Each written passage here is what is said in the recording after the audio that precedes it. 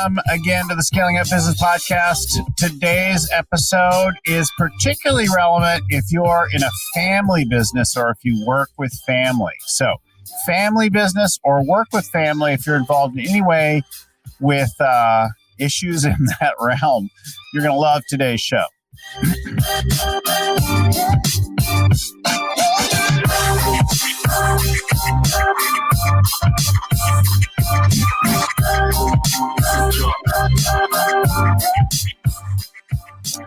Hello and welcome again to the Scaling Up Business Podcast. I'm your host and scaling coach, Bill Gallagher. So on the show with me today is another coach who specializes in a particular area of business because of his background. So Jonathan Goldhill joins the show today. We'll talk to Jonathan in just a minute. I want to remind everyone that we bring shows like this to you every week. We go live with them now when we can, recording, and we drop them on iTunes and that kind of thing on Wednesday mornings. We've done over 230. So there's a pretty good chance that there's an episode on almost anything that you'd want to know about at scalingcoach.com. So go to scalingcoach.com, find an episode relevant to your interests or whatever, anything to do with people, strategy, execution, cash, or the fifth decision that I like to talk about, how to scale your own leadership style as you go through. So all the things related to all of that are leading authors, gurus, CEOs, success stories, other coaches, that kind of thing, a world of good stuff there at scalingcoach.com. In addition, if you could use some help finding a coach right now, I know demand for coaches is an all-time high, but we have 200 coaches around the world. So we've got somebody who could help you, who'd fit your style, that kind of thing, if you're interested in getting some coaching now for you and your leadership team around anything to do with the world of scaling up, getting started, or improving your execution of the scaling up framework. We've got somebody who could help you at kind of all levels of coaching investment. You know, there's a range of things that you can do with our coaches. So all that, scalingcoach.com. Jonathan, welcome to the show. Everyone, Jonathan is down Southern California, right? You're like That's correct. Area. Yep. In between LA and Santa Barbara. I'm up in the Oakland Hills outside of San Francisco, but I'll be down there later this week. We've got a couple of sessions down south where we're going live with people. Ooh, live. Wow. Live in person, right? Something I haven't done in a while, Bill. Right? Actually, we've been doing a little bit, but mostly they're outside or well distanced. And that kind of thing. So most people are pretty savvy and careful about it. I know that it's mindful or on top of mind. Folks, you should know that Jonathan, he's an experienced coach in the scaling up world. He's been a coach for, 20 years or something now? Yeah, 20, 30 if you include the consulting before that. And so he's done economic development work. He's been a COO. He's done a range of things, and he has background in this world. So I'm really glad to have you on the show today to talk about kind of the unique challenges of that. And you've got a book now? I do. I have a copy of it on my bookshelf right here. Let me grab it. It's called Disruptive Successor, a guide to driving growth in your family's business. And I've got a beautiful endorsement from none other than Vern Harnish on the top. So very nice. Very proud of it. It comes out live. It comes October 27th. It'll drop on Amazon and be available. That's awesome. So we're going to talk all about that, and you'll share some stories and things like that from the background of that. Before we get quite into that, would you say a little bit more about your background? Sure. Give people kind of a picture of your life story so they know you're credible. Gotcha.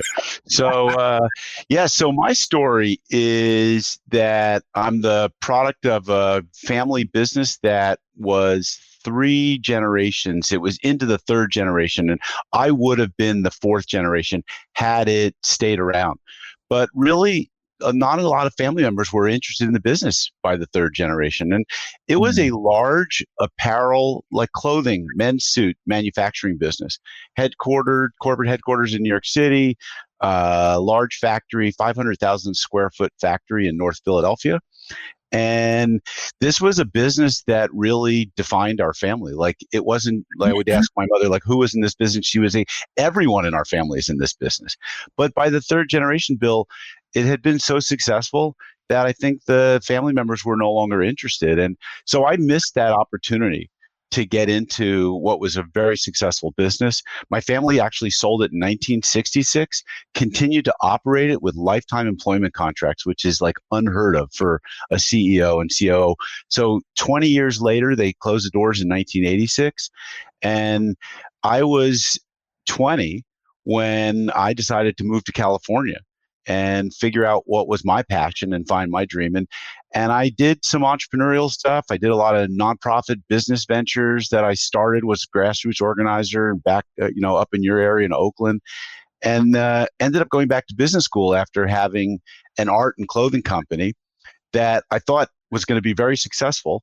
Only I didn't choose my partner very wisely, and he was a pretty crazy artist. And so it sent me back to business school with an interest in studying entrepreneurship and consulting. And from there, I basically spent the next 30 years. I ran a business for 10 years that did consulting, training, and financing for small and medium-sized businesses, most of whom were family companies. And that led me to just go on my own after running an internet company for a little while. So I really like family businesses. It took me full circle back to my family's business, and I just found myself working with so many families, and I see like different dynamics that are going on that, that are layered on top of the scaling up or growth dynamics that you talk about, which is that fifth, whatever you want to call it, fifth angle or dimension. Yeah. Yeah. Hugely important, and that's basically what my book is about, is how to grow your leadership skills in a family business in that context. So I've coached multi-generational family businesses before, and I've been on advisory board for generational family business, and they are complex. Plus, I worked with my wife as the CEO of her company for 11 years. Mm-hmm. And she was the founder and CEO of the company. I came in, took over as CEO, and changed her role. And that was an eye-opening experience for like lots of dimensions, right? It was eye-opening from how to run a business to that kind of a business, how to work with your spouse, the impacts on our relationships, right? And then during the time, I also employed some of my siblings. And, when you fire or let go a sibling, it can make your holiday dinners a little quiet for a little while, right? It can put I'm dealing with that right now. I have a very favorite client of mine who's up in the Santa Cruz area, always invites me to stay over. I'm part of the family.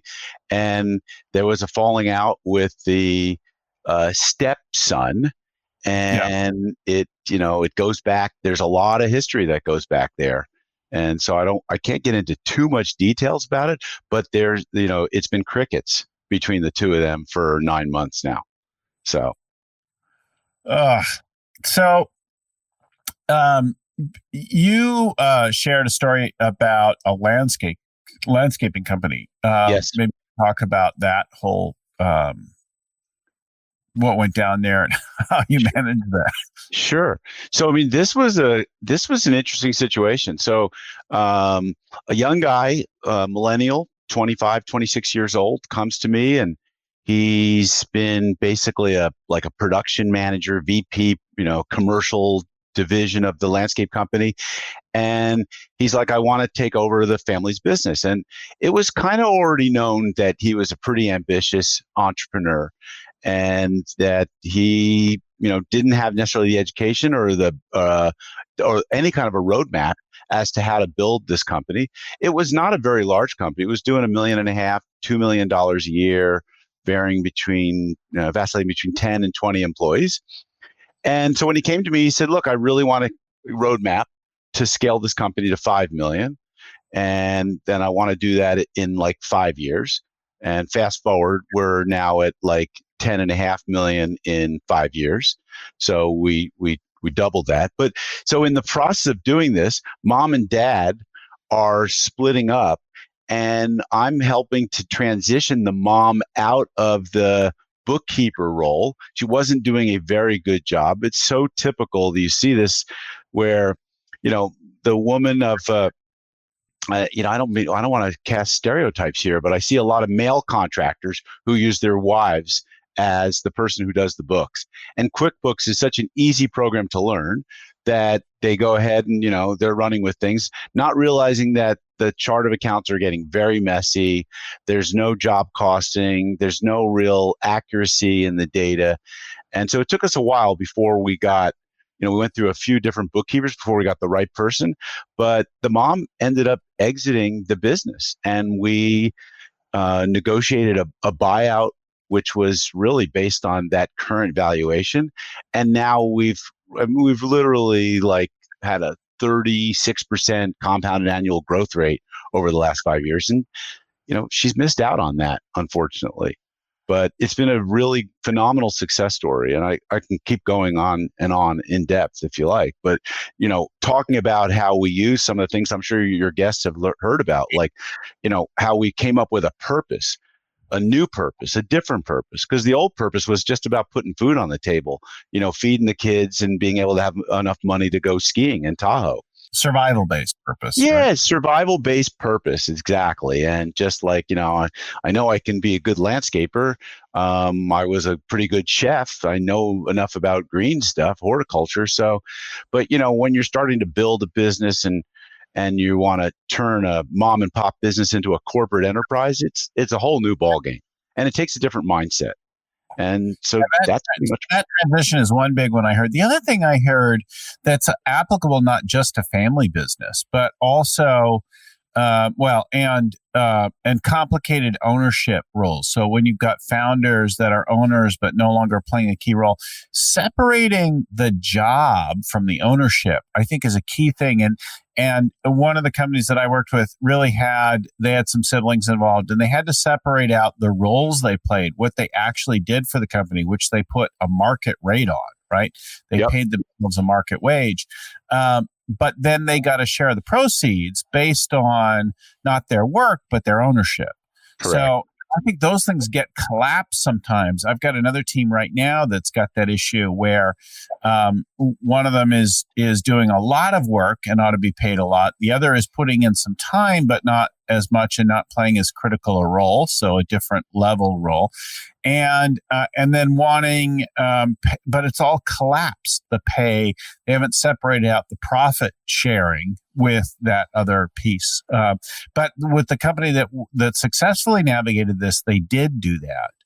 Another one that I was on advisory board for had collapsed roles, like you said, a mom who was involved with running some of the accounting side, and a couple of siblings and a dad, and then a younger kid who had come in and who was now playing the CEO role, and they couldn't agree amongst themselves, and they couldn't acknowledge the role that he was playing at that point.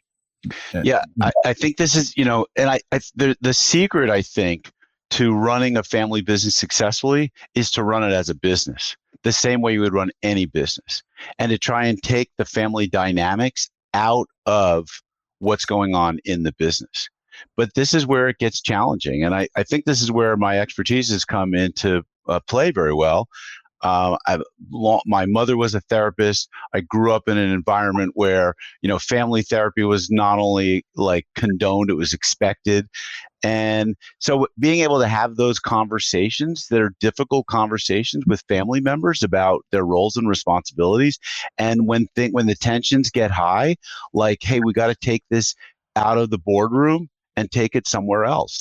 Take it out in the field, go for a walk. You guys go for a hike together or something. But they've got to be looking at the business and the business roles. And I think it gets more complicated when it's a multi-generational business and there's younger people. But look, there should be a compensation committee. Boards have probably compensation committees, maybe not so much in privately held companies, but let's set the comp.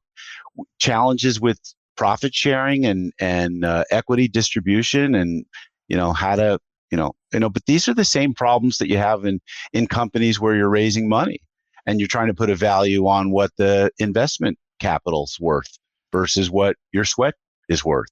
So difficult stuff, but you got to have these conversations, and you got to separate them. As a coach, I always feel like it makes a big difference if I'm willing to come in and say, hey guys, it's time for us to separate your jobs comp from your ownership comp and to work out an agreement and all that, than it is for me to say, tell you, the CEO. If I tell the key lead in the family or even a partnership, hey, it's time for you to do this, it's very hard for you to go do that. Correct.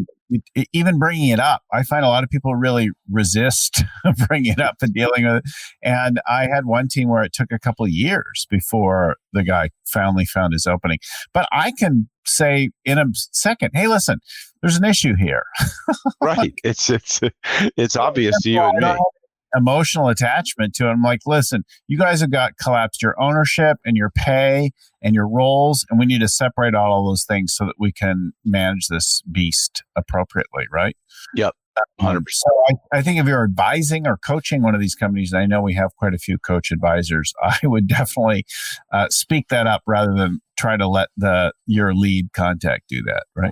I have a good example. I've been coaching a CEO of a company out in New Mexico, and it's a father-daughter with a cousin involved in the business. And the father's no longer active in the business, but he takes a lot of money out of the business on an annual basis. And, to be able to scale the company, I mean, we got to true that up. We've got to figure out like what's a fair value, and someone's got to have that conversation. And I don't think that my client is going to have that conversation with her dad.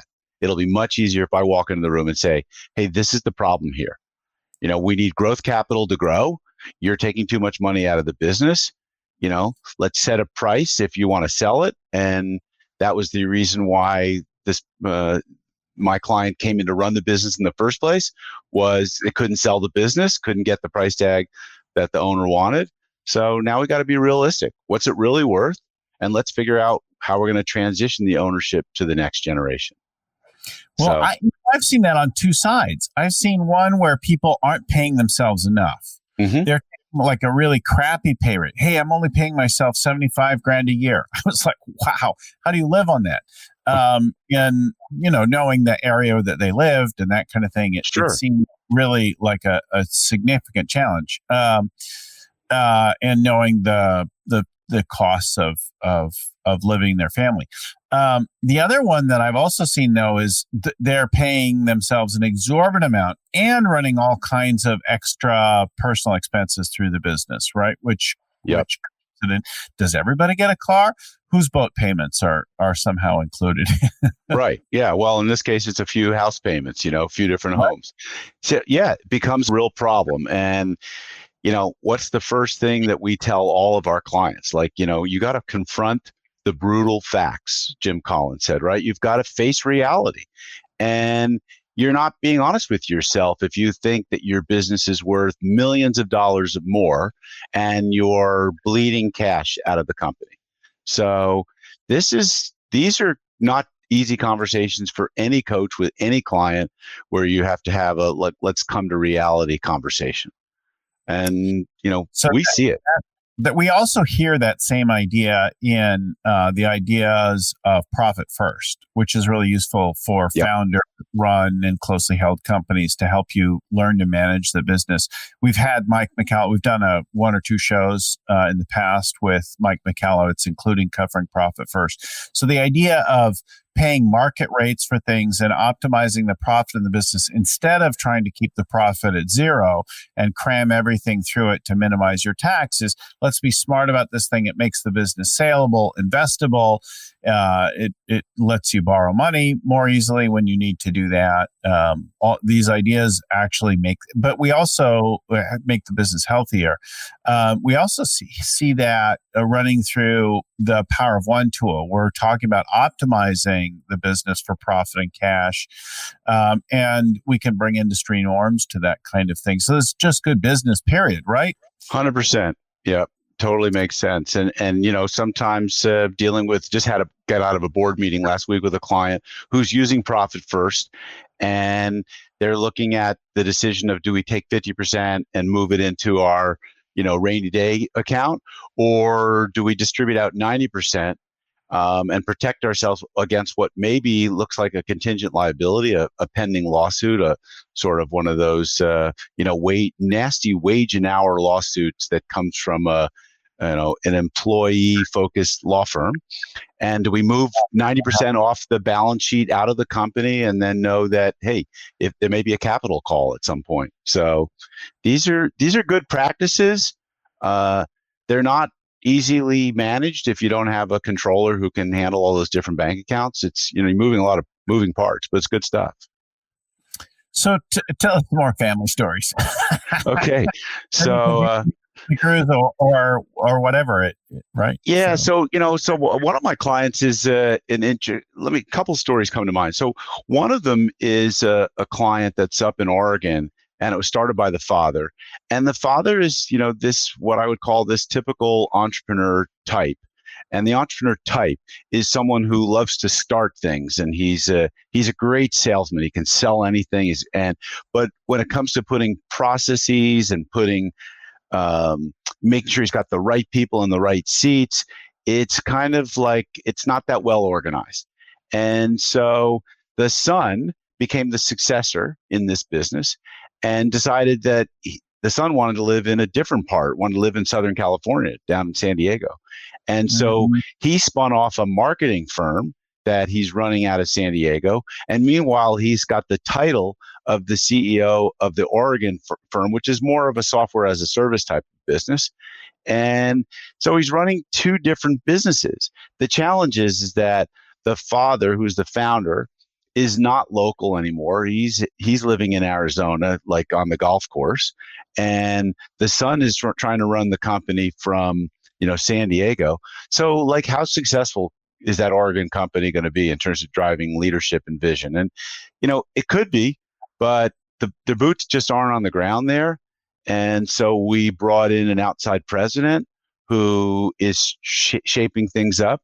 But I think it's really difficult when you have a father founder and a son successor who both have some of those same entrepreneurial strengths. They're really good at sales. They're really good at relationships, but they've got too many other things going on to really run and treat this baby as a business that needs to be grown, and the teenager needs to grow up. So that was an interesting challenge.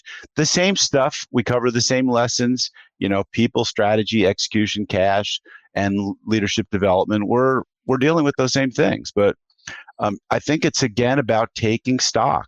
They ran for too many years without having that president and that present person on the ground really driving the leadership. And they put a CFO in who did a nice job with the books, great, but he didn't drive any vision or leadership there. So, another one of my clients is in the 3PL, so third-party logistics, warehousing, distribution. And this was really like a business that was started out of the guy's garage and went and got a warehouse, and started by what is, probably guys in his 70s at this point. And his son came into the business at a young age, but he brought me in years ago to say, I need you to coach my son to level him up. And it wasn't that easy, I have to say, so I really think that the entrepreneurial aptitude I think it exists within all of us, but I don't think the synapses and the wires are connected for everyone. Not everyone has that drive. And so figuring out is like, I'm looking for that guy who's got that drive and is either going to be what is now called a transgenerational entrepreneur. So that's your father was an entrepreneur, you're an entrepreneur, but you're not going into that unsexy, tired looking business that your dad started. Like, that's old school. You're going to start something else. Or that next generation leader who's going to work with the father to get the father. And I'm stereotyping, sorry, that it's a father. It might be any kind of a founder. Certainly could be, but that's just statistically, it's mostly a father. So is to work with that father to help him transition out of the way so that you can drive the future. So, it's these dynamics show up and you just don't know who's going to be who's going to show up, but you've got to deal with what's present and work from there. And also the understanding the types, right? So, I I have a friend who I know this guy, and he's really great at making friends, at opening doors, at making phone calls, at things like that. But planning is a real push for him, right? So I wouldn't put him in a CEO role or a COO role, but I wouldn't hesitate to put him in a key sales role, Mhm. uh, right? But also maybe not even a sales management role, right? And then I think about our old family business. And so my wife started the thing. It's very female centric. She led it. Always had that kind of vibe. And our daughter has often wanted to do something with her, not necessarily associated with the old brand, or sometimes going in and out of wanting to be with the old brand. But and what does she bring? Well, she's very young, so at this stage she hasn't developed all of those things, but she's unbelievably creative, right? So where they collaborate on a creative idea, things go really, really well, right? Understanding the dynamics of each one. I always know that I've been great with strategy and with kind of the sales side of things and the communication, but relationship management and execution. Well, in the world of execution, I always had to use and lean on the habits, right? The framework and key people. But like anything, it seems like there's the family dynamic, which complicates the already important personal dynamic, right? Who are you? Do you Yep. know who you are?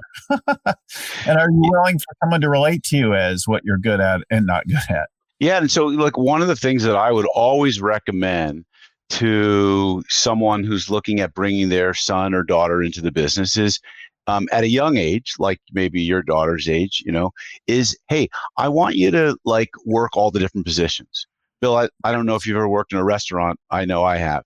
And, you started, right? You started like, okay, Work. That's such great boot camp for operations. It is. I remember my first restaurant job at 16. It was like, I came in as a busboy, and next thing I knew, I was like sweeping the front, patio, and I was sweeping the back, and then, oh, you need it as dishwasher. Oh, you need it as like, a short order cook here. So, you played a lot of roles, and you don't really understand how to work the front of the house in a restaurant until you've worked all the positions in the back of the house. And so the same thing applies to the business. Like, go and try all these different roles and try them, and let's see which ones you like. Let's see which ones you're good at. And let's start to understand what your strengths, your unique abilities are. And, and the other thing is that once you've already done that, matured some, then send the child out to go work for a real company, like a successful middle market or larger company that's got great systems and processes. Let them go learn on that company's dime, and then have them come back and bring all the wisdom and intelligence that they learned after a couple of years there. That's how you school someone. There's enormous value in that, right? Of getting a broad perspective and getting outside the business. So if you've grown up in the family business and only ever worked in the family business, and you didn't ever go get any corporate or other business, you probably have a very narrow view of what's possible. And it's so important to go out and do some of that other stuff to broaden the perspective. I think about a couple of corporate jobs that I had. That was really, really useful in learning how things operate at very, very different scale, how to work through people, how to work when you don't own the business, when you're or are really closely related to the owner. Yeah. And, there's a lot of unfair advantage that family members have. And so, that's one of the things I school my clients on. Like, do not overcompensate family members just because they're family. You want to pay them 5%, maybe 10% over what that market wage would be. Okay. But their benefit should come from equity ownership. Let them get their dividend distributions from that, not Right. from, paying them an unfair wage. And because everyone's going to see, like, people talk, especially in small companies, and people know what you're making. And, if you're being paid $150,000 for what is a $60,000 or $90,000 job, or even $120,000 jobs, it does not create good culture in the organization. So, Well, and even if you're trying to be discreet about it and finesse something, right? People are going to see when you roll up in a Jag and everybody else is still driving a Toyota. right, exactly. Not cool. Definitely not cool. So, It's got to be revealed. You know, it's interesting. I worked with. I noticed in your stories, I worked with a husband and wife a couple of years back, who were very interested. Like they were thinking about succession, and we our work went well initially, but we ran into a stumbling block, and that was they couldn't agree on the BHAG. mhm. And they wavered on the BHAG. And I feel like if you waver on the long-term goal, then the whole point of the coaching and succession is somewhat obviated, right? Like, what are we even working on? Like, Mhm. it's a moving target, and then you don't want to spend the money or the time to do the kind of work to clarify things if you can agree on some of that, which is Rockefeller habit number one, right? Yep. Yep. Yeah, I'm dealing with that situation right now with a client where we set a BHAG a few years ago, and it was pretty clear, and it was 30 million by 2030. But Mm, now the founder, who is the majority shareholder, who is in his middle 50s, is saying to himself, I don't need this to be a $30 million company. Like yeah. I'm good with the way things are right now. Like, and we all, like, a 30-year-old can bet the farm because they got 30 years ahead of them. A 60-year-old is not betting the farm because it's like they don't want to take that kind of risk. So we may be at a crossroads.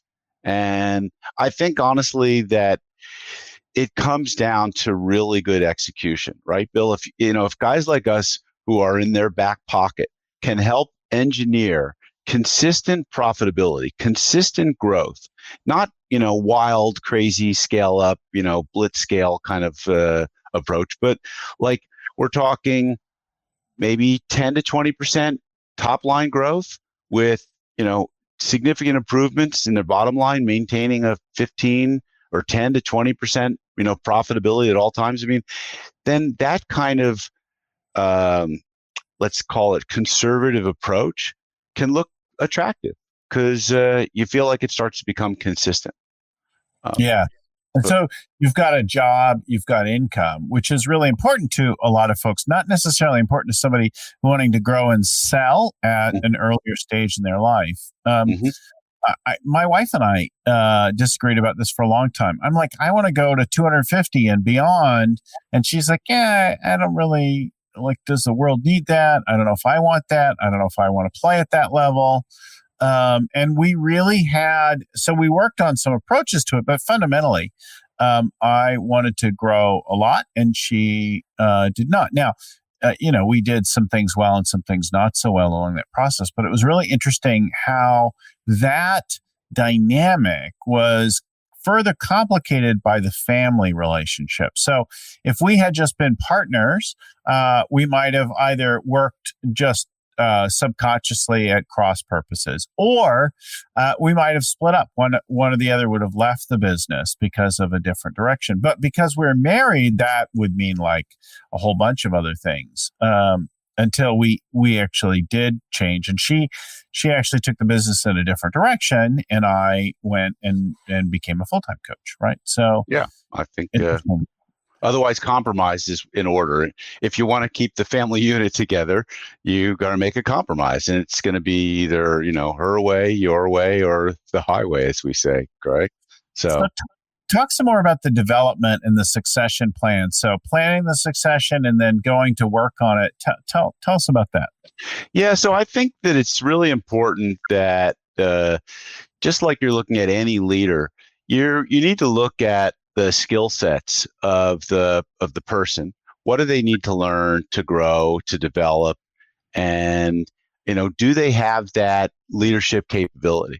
And so, by the way, some in many businesses that I'm working with now, increasingly so, there's multiple family members in the next generation. So you're now having to choose who is the successor heir that's going to be the CEO. And so that is the first part of the work, is really evaluating the leadership capability and potential of that person, and do they have what it takes, and what do they need to learn? And so I know that my clients are involved in things like coaching. They're involved in a CEO peer group. They're maybe involved in their industry association where they're learning from their peers. So that's really important. And then there's this whole other dynamic that's got to go on where we put together a board of advisors. And this is typically, I call this your BOAT, your business ownership advisory team. And this is your wealth manager, your insurance agent, who's maybe a trusted advisor, your lawyer, your CPA. It's the trusted advisors that are going to help you to transition the equity from one generation to the next. How is it going to be done? Is it going to be done through a lifetime gifting exemption? Is it going to be done through a purchase?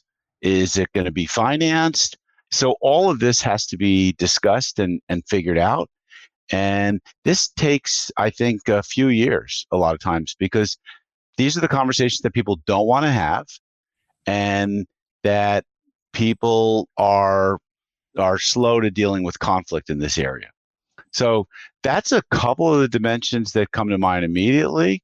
But there's a lot of work in that succession planning dynamic, and I wouldn't say that I'm an absolute expert in it, but I know who the right people are to bring to the table, so we can start facilitating that conversation. Because you need to bring an appraiser who's going to evaluate the business. You've got to decide on, is this an appraisal method that we're going to use year in, year out, or as new family members come in, what's the process to distribute stock? So bringing the people to the table and acting as the general contractor, if you will, is one of the roles that I relish doing more in the future. So. Well, it seems like, one, you've got to have some interest from someone. My dad wanted me to work with him forever, and I just didn't want to do it. I didn't want to do it because of the whole father-son dynamic. Like, I don't want to go there. But a little bit, it broke his heart, like that I didn't want to do that. And I know that not only did he love me, but he also thought that I would bring a different perspective to growing the business, which he probably hoped would take it in a different direction. But you got to have interest, and then you got to have some skills, right? And some self-awareness, some experience to apply the skills, right? And then there's the whole plan that you point to, the valuation, the transfer, who's going to get what. I've seen where that can get really ugly between a family who's gotten very used to getting a certain amount of income, and then wants somebody else to take a higher role, but doesn't want to give up anything. Yeah. Fortunately, I guess so far the clients that I've been working with, this transition has been pretty smooth, because people recognize, a lot of them have already taken, built up a lifestyle that is already paid for, and they're not looking for a lot more. They've already got the second home. They've already got the nice cars. They've already, put money into their houses and fixed them up. So, fortunately, that's been a manageable situation, but it becomes unmanageable where the one who's owning and controlling most of the stock wants to continue to use it as a piggy bank or, their personal ATM. It just, it doesn't work that well that way. Yeah. Well, when you're the only one involved, it can work, right? Right. Well, right. When you're the only one involved. Now, it creates other kinds of issues with resentment among the regular staff. It creates potential issues if you push the boundaries of what's kosher from a tax law standpoint. There are lots of places where that can get you in some trouble. It can certainly create mischief with lenders. I think it's a problem with other family members who choose not to go into the business. Yes. Because now you've got, so what do you do? I mean, I have a client who's got 5 sons. 2 were in the business. 1 exited. So one is, and they were all given some ownership in the business, but how do you divvy that up? Like, do you say, okay, I'm going to give 20% to each of the 5 family members? I mean, the math makes sense, but that makes no sense to the one family member who's been running it for the last 10 or 15 years and feels like, hey, all of a sudden I have minority control in a company that I've grown, and my siblings are benefiting from all of my hard work. I mean, that's not fair and it's not right. But then on the other hand, so you give most of the ownership and equity to the son who's running the business, and the other ones, maybe, what else is there to give to them? Like, Right. you'd only That, have maybe a house, a couple of, yeah, you don't, yeah, that's where most of your ownership, your yeah, equity, your money is tied up in your business. Say yeah. it simply. It's, how do you divvy that up? It's so. Well, though, so I've seen it where they did exactly what you said. They divided it up equally among the siblings, but they didn't give like an executive kicker for the guy who was running the thing, Yeah, and the others had minor roles. They had some role, but they had minor roles, and then one was doing the bulk of the work, and he should have had a bigger equity bump as well, just as you would give. So you would give some equity kicker to a CEO, a C-level person in sure. the company, and you wouldn't give that same thing to everyone else. So as a family member, I might get something. As the CEO family member, I'd get a little bit more, and I'd get a different pay level as well. But I'd have some ability to control. Then the other thing would be like uh, total equity versus could you alter the control of the company, right? The voting rights and so on. Or do you Well, want to? Maybe you want its right. cuts. Now, I have not worked a lot with family councils. I don't know if you have, but multi-generational businesses that have family councils, that's, Only one or two. yeah, so that's where you can give more control and authority to an outside group and let some of the people they're in the family council, but there's professional advisory folks that are there to guide these difficult decisions. And I think that's got to be the answer, where you have family members that are not in the business. So there's 7 different potential stakeholder groups in family businesses. You just like do the diagrams, do 3 Venn diagrams. One is owners, one is employees, and one is family members. And you'll see there's 7 different stakeholder groups. They overlap. And it's not easy to please all of them. And this is where I think having some outside people who are part of this business owner advisory team can bring some independence, and hopefully they're not biased. So before we move on to some of the key takeaways from this and your resources, I want to remind folks of a couple of things. First of all, if you're watching this live or the video recording today or tomorrow before it hits iTunes, we want to let you know that there's even if you watch later, you could get the free download of this. So there's a free webinar tomorrow as I'm speaking live with Vern Harnish and Daniel Marcos about the 4 secrets to doubling the cash flow and 10xing the value going through this time. They're going to do a quick intro webinar and give you guys, it's 90 minutes long. It's totally free, and you can get started with a few key moves that are really relevant to this time. Of course, they've got other things that you can buy, and you can do the whole scaling up thing and buy into that after the fact. But they'll be doing this on Tuesday the 13th, or you can watch the replay later. We've got a link to that in both the notes here as well as in on the crawl on the screen right now if you're watching on video. So that's tomorrow. And then a couple thanks to people for some of the other stuff. So if our show helped you, the thing that you could do for us that would be most appreciated would be to give us a review, give us a rating and a review wherever you get it. So on iTunes or wherever else you're watching, your full rating there really helps us to get discovered and seen by more folks. You can also share the show, pass it along with people, and that helps us and of course helps your friends, whoever you give the show to, if you think that they've got a family business or are working on scaling up. we do a new show like this every week, so you can subscribe right in iTunes or Spotify or wherever you're getting the show, or you can go to our website, scalingcoach.com, and find not only this show, but all the shows, and subscribe to get a notice every week when we put out a new show. So all that at scalingcoach.com, as well as if you'd like some help finding a coach, or you want to give us some feedback on the show, drop us a note, ask us a question. The email is info@scalingcoach.com.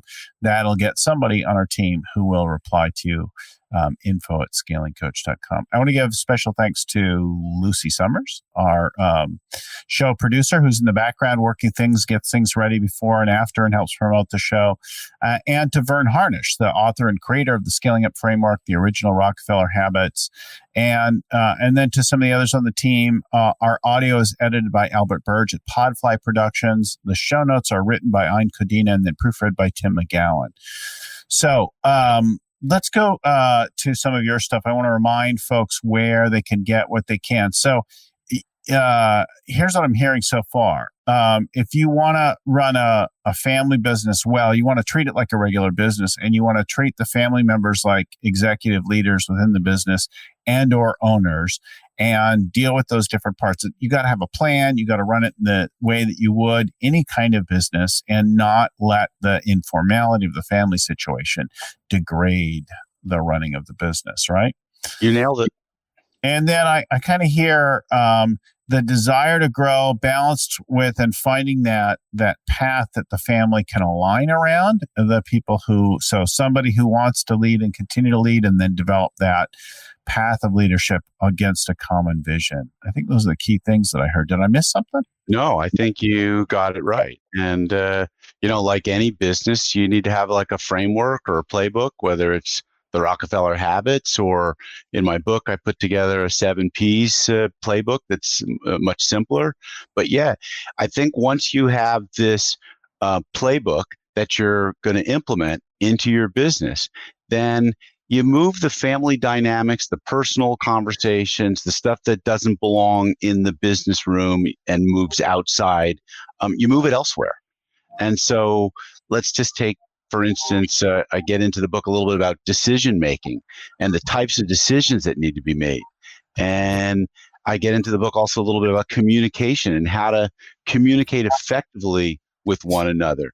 So you've got to really separate family, psychological, rivalry type stuff from where are we taking this business? And they get convoluted, and you need to, unconfabulate them, if that is a word.